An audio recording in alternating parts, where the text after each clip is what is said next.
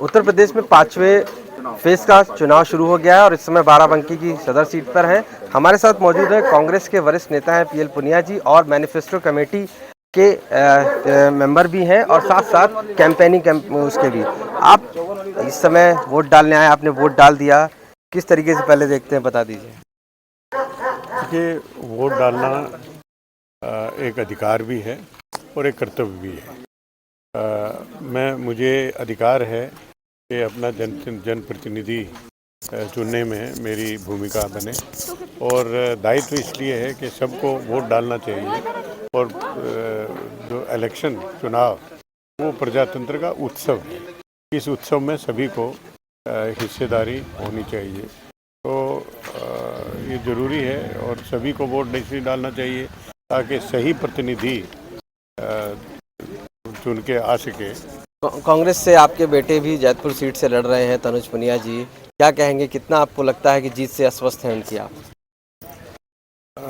बाराबंकी के जैतपुर विधानसभा से तनुज पुनिया चुनाव लड़ रहे हैं, जो मेरे सुपुत्र हैं और उन्होंने 5 साल तक निरंतर लोगों के बीच में रह के मेहनत की है।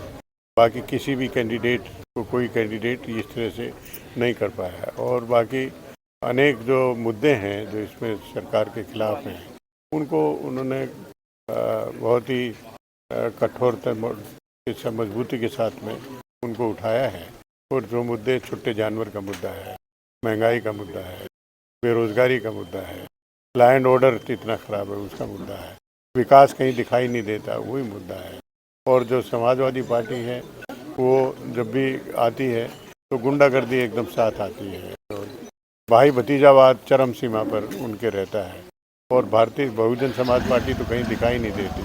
तो कांग्रेस पार्टी मजबूती के साथ आपको क्योंकि अगर हम रामपुर खास की बात करें, प्रतापगढ़ से आराधना मिश्रा मोना भी वहां से लड़ रही हैं कांग्रेस में, यहाँ से आपको लगता है कि अमेठी का किला जो है बचाने के लिए राहुल गांधी भी उतर आए हैं, प्रियंका गांधी भी आ गई हैं, वहाँ पर भी सीटें जीतना बहुत टफ है, तो ऐसे में बाराबंकी हो, प्रतापगढ़ हो, अमेठी हो, कैसे कांग्रेस अपनी सीटों को बचा पाएगी?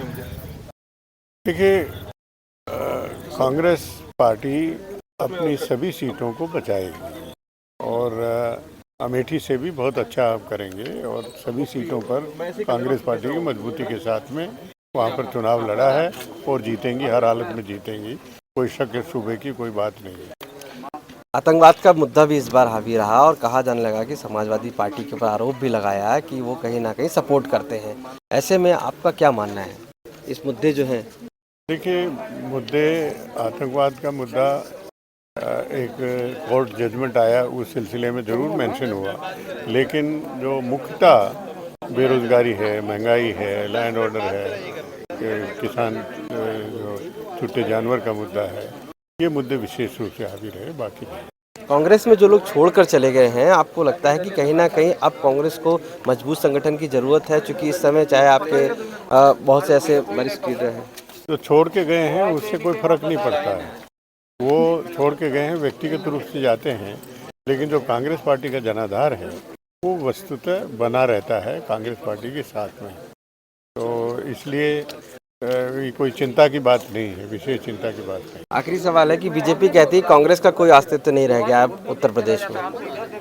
देखिए, कांग्रेस पार्टी को निशाना साधती है भारतीय जनता पार्टी और कहती है कि कांग्रेस पार्टी महत्वहीन हो गई।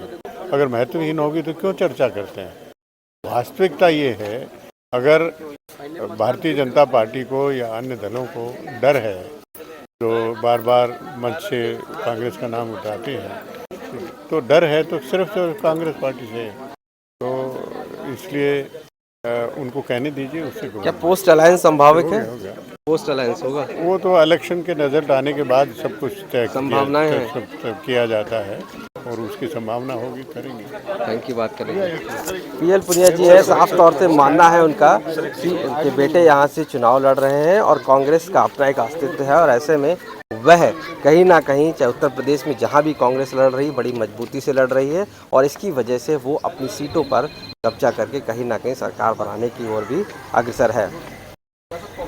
बाराबंकी से आशीष श्रीवास्तव, आज तक।